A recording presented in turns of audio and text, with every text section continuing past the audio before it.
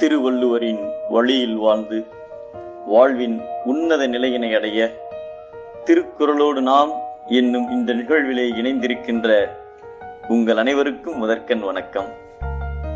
குறள் எண் 947, அதிகாரம் மருந்து. ஐம்பூதங்களின் ஒன்றின் அதிபதியாய் ஒளியோடு இருப்பவர் பாவனன். மேகத்தில் இவர் மின்னலாய், உலகத்தில் தீயாய், வானத்தில் ஜோதியாய், கடலில் வடவையாய், உடலில் பசியாய் எங்கும் நிறைந்து உள்ளார். ஒரு முறை சுவேதகி என்னும் மன்னர் 12 ஆண்டு காலமாக பெரிய வேள்வி நடத்தினார். அவருடன் நாரதரும் உடனிருந்தார். வேள்வி எறிய நெய் அவசியம். பாவனன் அந்த வேள்வி தீயில் பெய்த நெய்யை நன்றாக உண்டார். சிறிதாய் உண்ணும் போது அவையெல்லாம் சிரித்து விட்டது.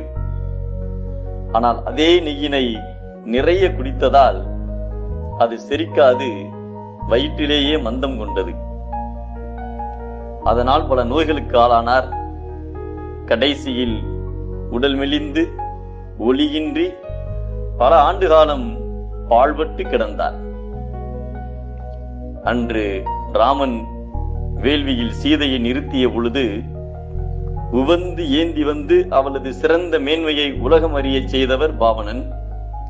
அவரே அளவுக்கு மிஞ்சினால் அமிர்தமும் நஞ்சென்ற வரிகளுக்கு ஆளானார். தன் பசியினுடைய அளவு தெரியாமல் ஒருவர் மிக அதிகமாக உண்டால் அவருக்கு பல நோய்கள் தாக்கி துன்பப்படுவார் என்பதை தீயளவின்றி தெரியான். பெரிது உண்ணின் நோய் அளவின்றி படும் என்கிறார் நம் திருவள்ளுவர். பட்டினி சாவு குறைவு, கொழுத்த இறப்பே அதிகம்.